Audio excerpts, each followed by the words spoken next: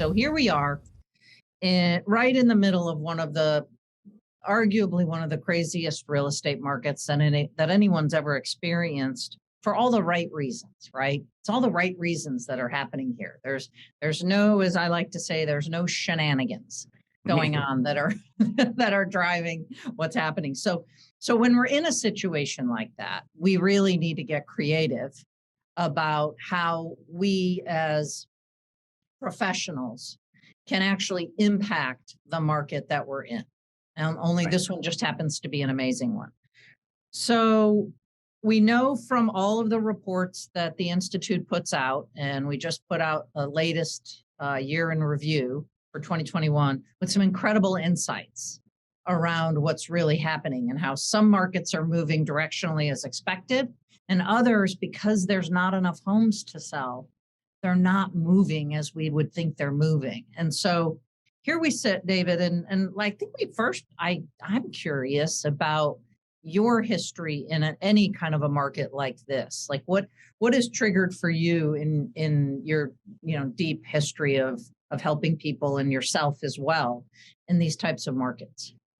Well, and you're right, Don. I mean, I've seen 3 different downturns, all the way going back to the 70s and the 80s, and then the crack, or the mortgage debacle, what you call it, what do you call the shenanigans. Shenanigans, my favorite. My favorite. And that's gone away.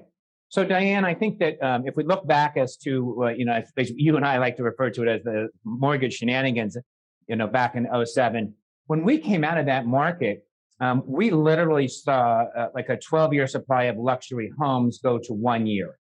So that demand went real high. And then, of course, the inventory became low, like it is right now. So I think that for us, we've seen that. And there are some strategies that you can put out there to combat that. It takes a little bit more work, a little bit more effort on the agents. It takes a little bit of creativity.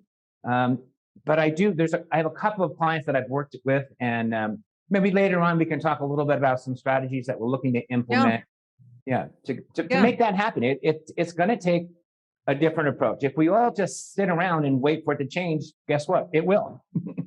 But we won't be making the money that we want to be making. Well, and most importantly, we won't be ready. So when I look at the data, as you said, and I think that's a terrific comparison, because we're humans, and what we tend to do is blink and forget what's happened. So it's good for us to kind of remember that in the last decade, right, in that 2010, 2011, 2012 timeframe, we were here, and we were here after something that was relatively negative, but we have not experienced that. So here we sit in places where, I think the first thing I'd like to, talk to you about is this idea of these other markets, right? Markets that we don't necessarily think about, that COVID created, right? The COVID effect, if you will. That's what we call it in our market report. We call it the COVID effect.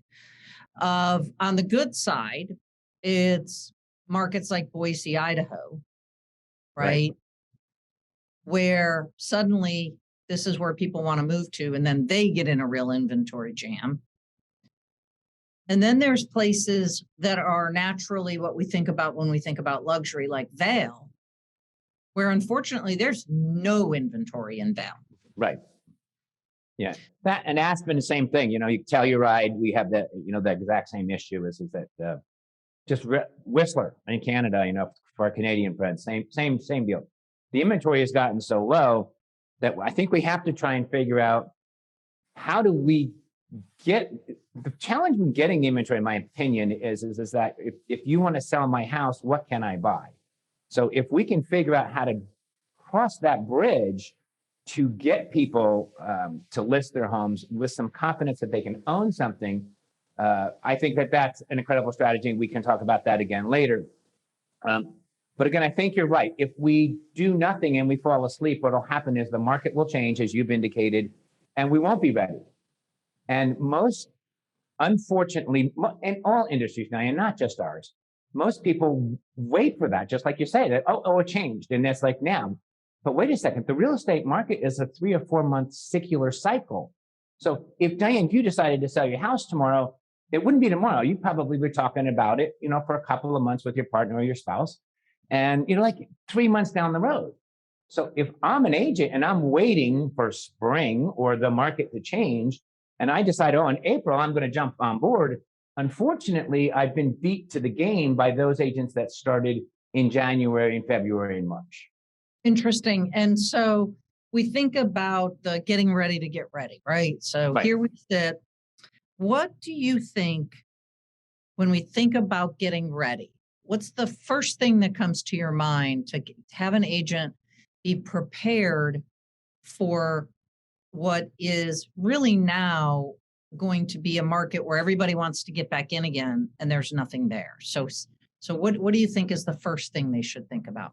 Immediately is to get yourself out there. And of course, we use direct mail, especially in the luxury market. It is the most effective, the highest read rate of any marketing, including radio or TV. So that's really, and I've seen this for so many years, Diane. I'll give you another analogy and hopefully it applies. An agent in Scottsdale once said to me, I don't want to mail in August. Now, if anybody's ever been to the Valley of the Sun, it's 120 degrees and you walk outside, it's like a blow dryer. And so the perception is nobody's buying or selling.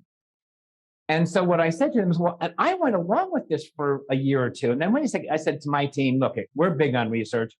Pull the stats. Guess what the second highest sales and listing month is in Maricopa County, where Scottsdale and Phoenix? It's August. No kidding.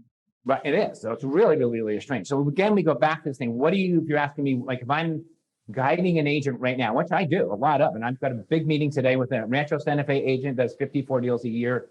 And we're strategizing on this very thing. And that is, how do we position her now? So when the spring comes, she's the go-to agent. And we're using more of a consulting approach. It's like, we know you're thinking about selling in the spring. Let's start the conversation now.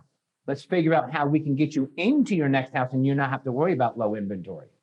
And we're doing some mailing programs, which if you want, we can elaborate on later. Yeah. But mailing up and down the ladder, as I like to say.